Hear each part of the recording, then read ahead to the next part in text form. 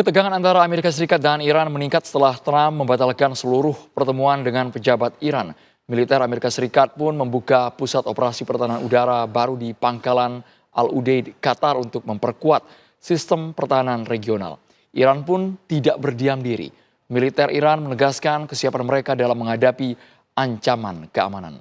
Lebih lengkapnya mengenai hal ini, saya akan membahas langsung bersama dengan pemerhati Timur Tengah, Pak Nasir Tamara. Khamenei secara tegas tidak akan mau dikonfrontasi Amerika Serikat meskipun AS sudah menunggangi sejumlah kelompok untuk melakukan demo besar-besaran di Iran. Bapak melihatnya opsi perang itu apakah masih ada, Pak Nasir Tamara? Ada. Mengapa? Karena Presiden Trump tidak bisa diduga. Presiden Trump sudah mengatakan bahwa tidak akan mendengar PBB. Buat dia, kepentingan nasional Amerika Serikat, kepentingan dirinya, dan dia punya tanggapan terhadap etika, itu menentukan.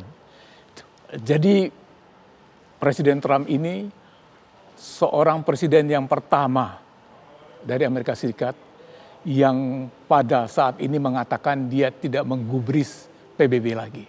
Jadi artinya apa? Segala kemungkinan itu bisa terjadi.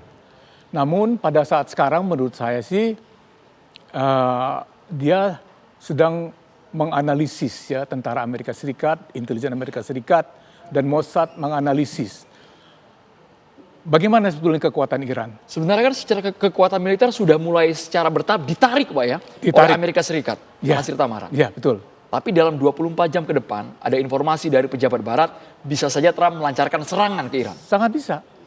Karena mereka mempunyai pesawat pembom B-2 itu yang bisa terbang dari Atlanta di Amerika Serikat ke Iran.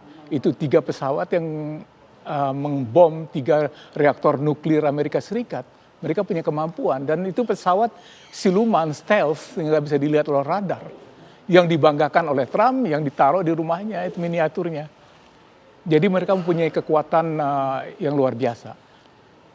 Meskipun mereka punya kapal induk terbesar mereka, Gerald Ford, itu sekarang lagi di Karibia. Dan dia tidak akan bisa kembali ke Timur Tengah dalam tempo 1 minggu. Estimasi waktu, Pak ya? Iya, cuma nggak mungkin. Yang satu lagi Lincoln, 1000 km dari Timur Tengah, itu juga tidak. Artinya ini masih dalam tahapan namanya Cywar. Mereka mencoba menganalisis apakah sesudah menggoyang Iran sejak tanggal 28 Desember, sudah hampir 3 minggu ini, Iran akan runtuh. Kita bicara kenyataan. Kenyataan bahwa sekarang demo sudah berhenti. Padahal Menteri Israel bilang bahwa Israel terlibat di dalam membantu para demonstran itu. Bahkan disebutkan dalam sumber-sumber, demonstran ada yang dipersenjatai. Jadi maksud mereka membunuh alat negara di Iran. Kan nggak mungkin tuh kejadian di Indonesia demonstran membawa senjata tajam, senjata api kan. Maksud Bapak AS menggunakan tangan Israel untuk menyerang Iran, menguasai Iran. Karena Israel itu mengakui sendiri bahwa mereka ada di balik demonstran itu. Itu tidak dirahasiakan. Jadi agen mereka banyak sekali di sana dan mereka Mossad sudah lama sekali di sana. Jangan lupa juga sejarahnya ya. Israel sama Iran itu mempunyai hubungan baik sampai dengan 79. Tiba-tiba terjadi revolusi dan Iran menyatakan menjadi republik dari sebuah kerajaan. Dan republik itu menyatakan bahwa mereka anti-Zionis. Jadi Iran tuh mengumumkan bahwa mereka nggak suka Israel. Dan Israel karena itu sekarang akan berusaha menggulingkan pemerintahan ada supaya pemerintahan yang berikutnya itu tidak lagi anti-Zionis. Iran dulu dekat dengan Zionis kan.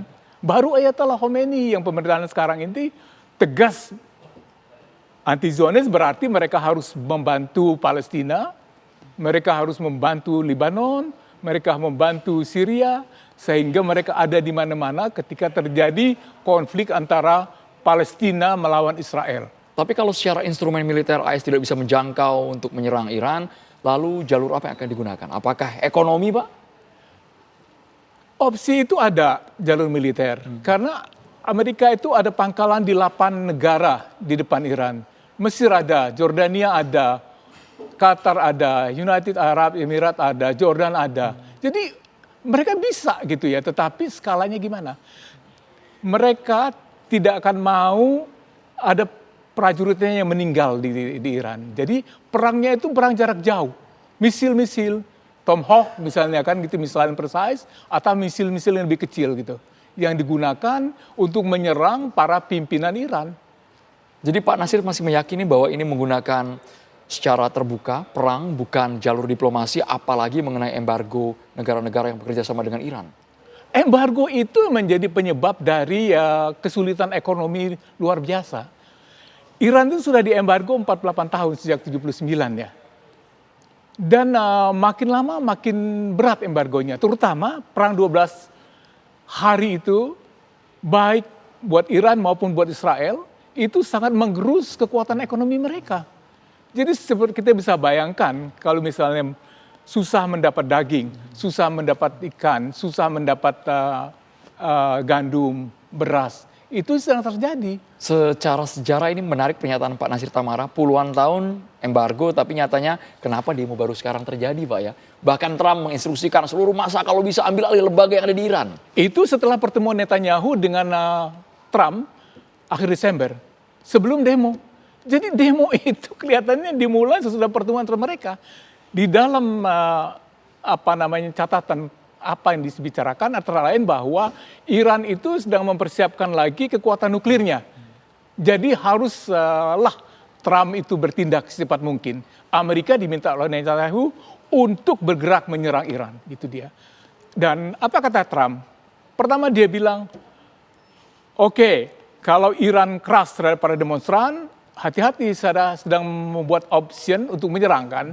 Juru bicaranya juga bicara yang sama semua. Tapi kemudian dia kendor lagi, enggak. Kelihatannya sekarang demo sudah berhenti katanya kan. Karena itu saya membuka opsi untuk diplomasi. Dan Menteri Luar Negeri Iran gitu, Abbas Araghchi itu mengatakan bahwa Iran siap perang tapi juga siap dengan opsi diplomasi. Kita menerjemahkan yang bagaimana? Jadi rupanya ada kegagalan dalam operasi kita sebut antara operasi Amerika dengan Israel, itu membantu para demonstran itu supaya pemerintahan jatuh selama 3 minggu. Itu bacaan kita sekarang. Dan karena itu, apa yang harus dilakukan? Diplomasi.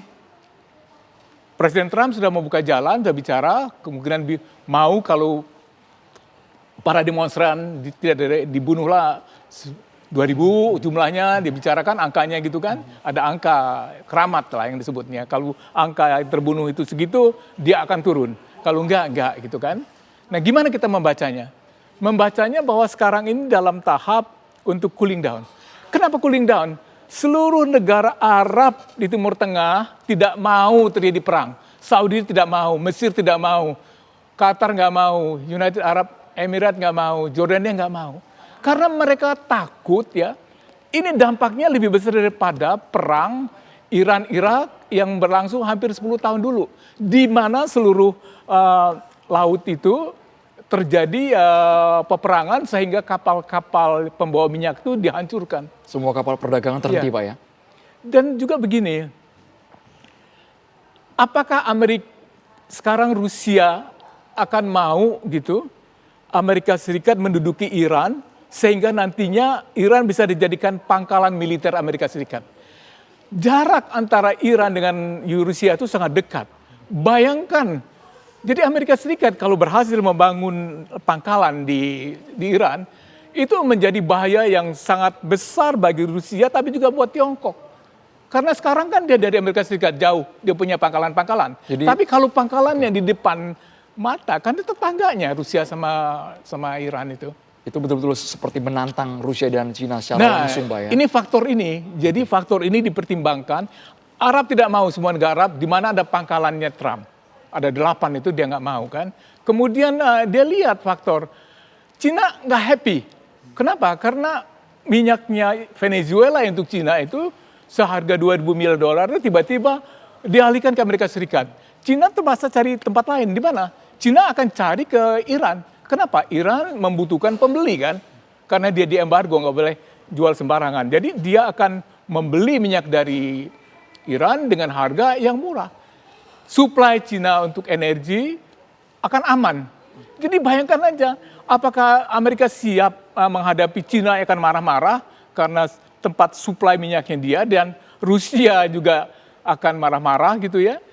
Dan akibatnya terjadi perang, dia dikeroyokin oleh Para aliansinya, Pak ya. Rusia, Tiongkok. Kalau tidak secara militer langsung, tapi juga secara ekonomi. Jadi Dan ini ada BRICS nih sekarang nih. BRICS itu besar. Amerika sedang berhitung. Ya, Amerika Mereka sedang berhitung. melakukan kalkulasi yang kira-kira mengamankan posisi mereka Presiden juga. Trump itu businessman. Dia bilang kalau kita bisa damai, ngapain kita perang kan? Cost of war is very expensive. Sekarang itu kan Iran memang bangkrut lah kita bilang secara ekonomi. Israel juga bangkrut. Bedanya apa? Israel di belakangnya ada Amerika Serikat, bisa pinjam uang kapan aja. Gua ngutang dulu. Silahkan gitu. Kebangkrutan Iran, masa sudah mulai mereda, situasi dibuat kondusif di Iran, tapi soal ekonomi apakah mungkin berbalik, Pak?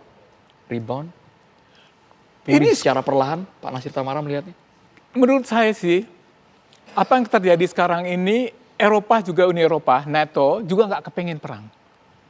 Jadi bukan hanya Rusia, bukan hanya Arab, tapi juga sekutu-sekutu Jerman, Perancis, segala macam itu nggak mau. Meskipun kanselir Jerman bicara katanya dalam hitungan hari dan minggu katanya akan terjadi penyerangan. Itu bisa aja sih kalau mau terjadi penyerangan gitu. Tapi dia sendiri yang ngomong begitu kan. Dia nggak punya nuklir Jerman kan. Yang punya nuklir itu Inggris dan Prancis di Uni Eropa kan. Yang diperhitungkan orang itu adalah negara-negara yang memiliki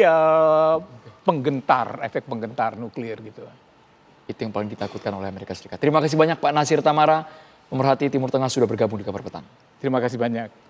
Pemirsa, jenazah Syafiq Ridan Ali Razan, pendaki Gunung Selamat yang ditemukan meninggal dunia, berhasil dievakuasi dalam jurang 20 meter. Selengkapnya sesaat lagi di Kabar Petang.